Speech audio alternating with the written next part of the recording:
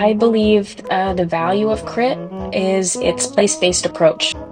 I think civil rights history in the US is often either despatialized, generalized to a point that it loses granular detail about these struggles, or it's spatialized for the purpose of isolating systemic racism as a Southern issue. It felt critical to be visiting these cities and honoring individual stories while also reflecting as a group about racial equity in our own planning practices and the communities where we're coming from and hope to return to after graduation. Each group of students that attends this trip brings a very different set of viewpoints, perspectives, life experiences, and each of those contribute to the overall experience of the trek.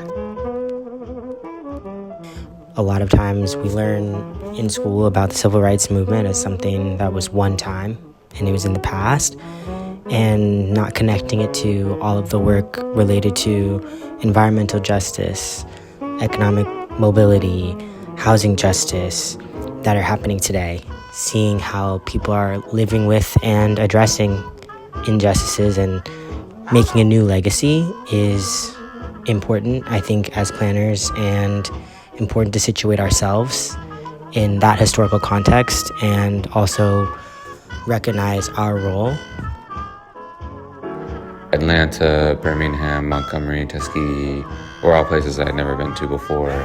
Definitely something that has come up in history classes or in discussions, and coming from California, there's a lot of views of the South that I think were largely debunked actually being there.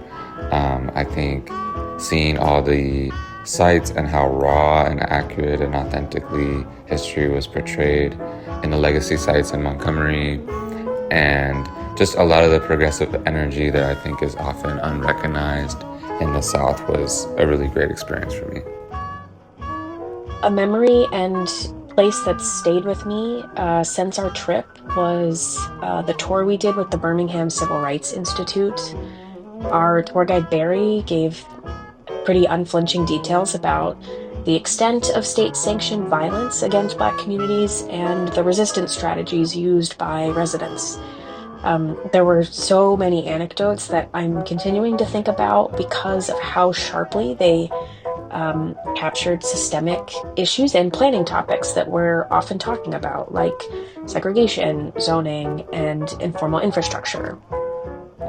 By funding this program, you are helping fund the curiosity of leaders who are trained in city planning, but also think very critically and deeply about civil rights, equity, and justice for people in this country and abroad.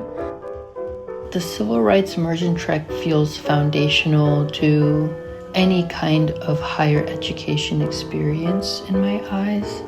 It is something that is so needed in the world, not just right now, but in general, as a way to look back and understand the lineages of what doing the work for, public good looks like, regardless of your discipline. I am so grateful, and I'm very changed because of this opportunity and because of all of the quality time I got to spend with incredible students and soon-to-be practitioners in the field.